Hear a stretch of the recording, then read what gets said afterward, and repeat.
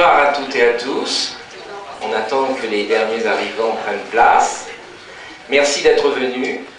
L'objet de cette réunion est donc un objet d'interrogation citoyenne.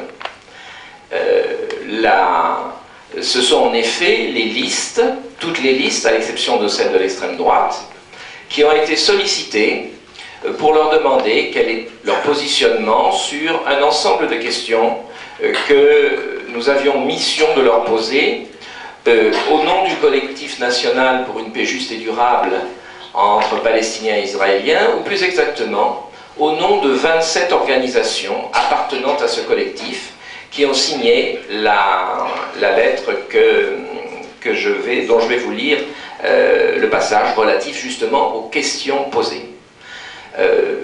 Je veux, avant de vous lire ces questions, je veux saluer la présence, notamment parmi d'autres personnalités, de M. Stéphane Hessel, qui nous a fait le grand honneur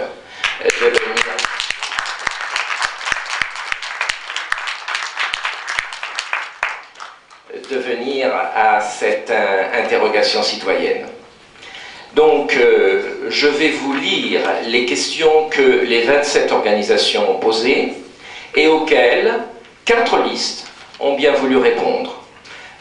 D'abord, ces 4 listes, je vous l'indique dans l'ordre où les réponses nous sont arrivées, c'est-à-dire en premier lieu la liste du NPA conduite par Olivier Besancenot, dont la représentante ici est Vanina Giselli, à ma droite.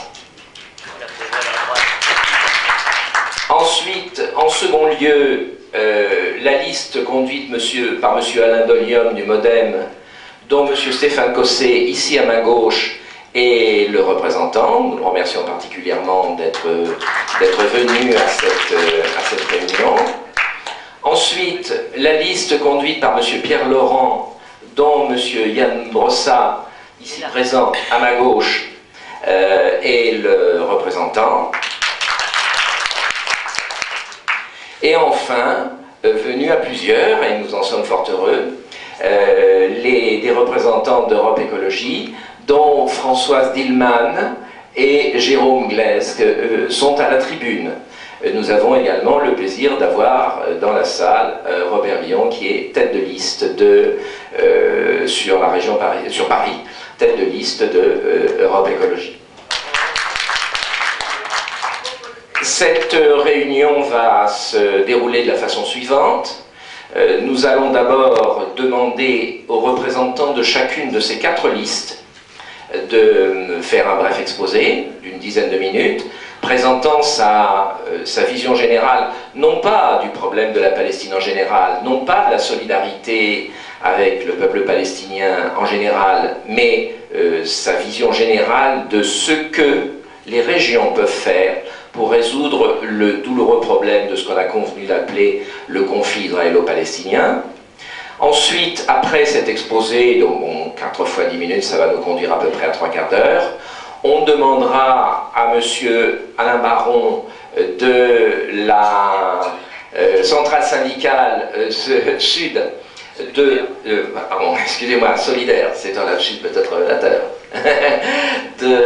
donc la centrale syndicale solidaire, de poser quelques questions, demander des précisions sur des points qui auraient pu être un peu trop rapidement traités par les intervenants. Après cela, nous demanderons à la salle, et tout particulièrement aux représentants des associations signataires, nous leur demanderons de s'exprimer, de poser à leur tour les questions qui leur conviendraient.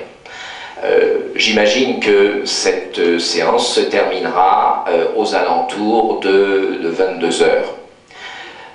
Nous regrettons naturellement que toutes les listes en compétition pour les régionales ne se soient pas manifestées. Nous avons été surpris de l'absence de réponse de la part de la liste de M. Huchon. Et nous avons enregistré également l'absence de réponse de la liste de Mme Valérie Pécresse. Les autres listes qui ont été sollicitées n'ont pas non plus donné de réponse. Mais malgré tout, avec ces 4 listes représentant de forces significative dans notre région. Je crois que nous allons pouvoir avoir un débat citoyen intéressant et connaître donc les positions que ces listes défendent.